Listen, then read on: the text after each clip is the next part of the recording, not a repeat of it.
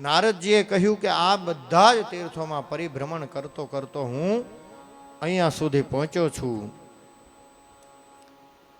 અને અહીંયા સુધી પહોંચ્યો એટલું નહીં, પણ આગળ કહ્યું કે સત્યમ નાસ્તિ, ક્યાંય સત્ય રહ્યું જ નથી. દયાદાનમ ન વિદ્યતે, ક્યાંય દયા પણ રહી નથી, ક્યાંય દાન આપવાની ભાવના પણ રહી નથી.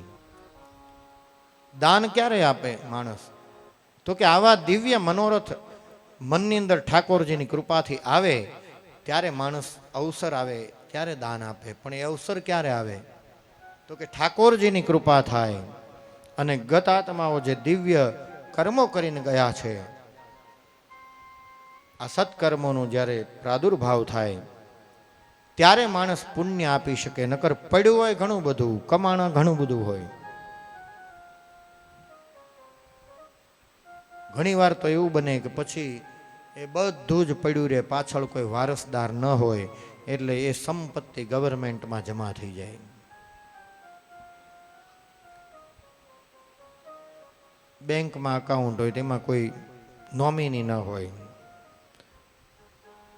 તેવા અબજો રૂપિયા બેંકોમાં પડ્યા છે. જમા કરાવતા જ ગયા. છેલ્લે જમા કરાવતા પોતે જમા થઈ ગયા. રૂપિયા ત્યાં રહી ગયા. ધનાની બેંકો, ધનાની ભૂમો, એમ શાસ્ત્રો કહે. ધનાની ભૂમો પશવશ્ચ ગોષ્ઠે, ભાર્યા ગૃહદ્વારે જના સ્મશાને, દેહશ્ચિતાયામ પરલોક માર્ગે, કર્માનું ગો ગચ્છતિ જીવ એકઃ. એટલે આપણા શાસ્ત્રોએ કહ્યું કે ધનાની ભૂમો, એ શાસ્ત્રમાં એટલા માટે એમ કહ્યું છે કે પહેલાના સમયમાં જ્યારે મકાન બનાવતા ત્યારે વધારાનું ધન હોય ને, એક ઓલો મોટો ચરુ ભરી અને જમીનમાં દાટી દે ને પછી એના ઉપર મકાન બનાવે. એટલે શાસ્ત્રમાં શ્લોક લખાયો, ધનાની ભૂમો પશવશ્ચ ગોષ્ઠે. ધન હશે ને તો એ ભૂમિમાં, પણ અત્યારે હવે બેંકોમાં, વધારે હોય તો શેર બજારમાં. ધનાની બેંકો અને કા શેર બજાર. હવે ભૂમિમાં નથી દાટતા, બેંકમાં પડ્યું હોય ને કા શેરમાં રહી જાય. તો ધનાની ભૂમો પશવશ્ચ ગોષ્ઠે. પશુધન હતું પેલા ઓડી ને મર્સિડીઝ ને એવી કાંઈ ન હતું, એ નહોતું. પણ પશુધન હતું. શું હતું? ગાય હતી, ઘોડો હતો, બળદ હોય, ભેંસ હોય. આ બધું સંપત્તિમાં ગણાતું. કોની પાસે કેટલા પશુધન છે એના ઉપરથી નક્કી થાય કે આ માણસ કેટલો ધનિક છે. તો પશવશ્ચ ગોષ્ઠે, ભાર્યા ગૃહદ્વારે જના સ્મશાને. અને આ દેહ છે ને, દેહશ્ચિતાયામ પરલોક માર્ગે, કર્માનુગો ગચ્છતિ જીવ એકઃ. શાસ્ત્રોએ કહ્યું કે ધન છે બેંકમાં રહી જશે.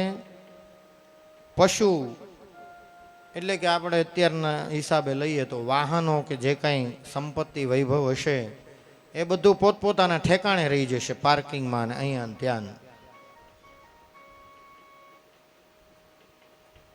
પશવશ્ચ ગોષ્ઠે, ભાર્યા ગૃહદ્વારે, પોતાની પત્ની આજીવન એકબીજાને પ્રેમ કરતા હોય. લગ્ન ગ્રંથિથી જોડાયા એટલે એકબીજાને પ્રેમ કરવો જોઈએ. એકબીજા પ્રત્યેની સાચી અને સારી ભાવના હોવી જોઈએ. એકબીજાને તારવાનો ભાવ હોવો જોઈએ.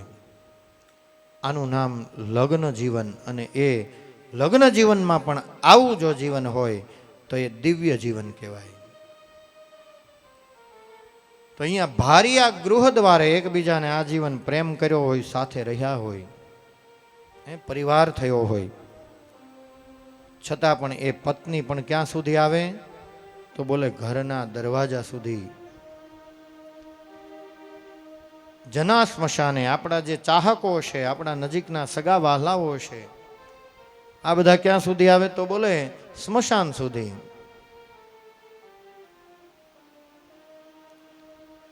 એનાથી આગળ ન આવે. એ બળતી ચિતામાં હાથ પણ કોઈ નાખતું નથી. પડવાની તો ક્યાં વાત રહી. એમાં કહો ને કે ભાઈ આમાં હાથ નાખીને એક લાકડું લઈ લેતા. એ બળતી ચિતામાં હાથ પણ કોઈ નાખતું નથી.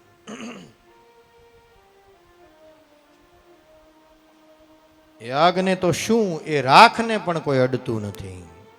સ્વજનો હોય પછી અસ્થિ લેવા જાય ત્યારે એ પણ પેલો ત્યાં ચાંડાલ હોય એ લઈને આપી દે.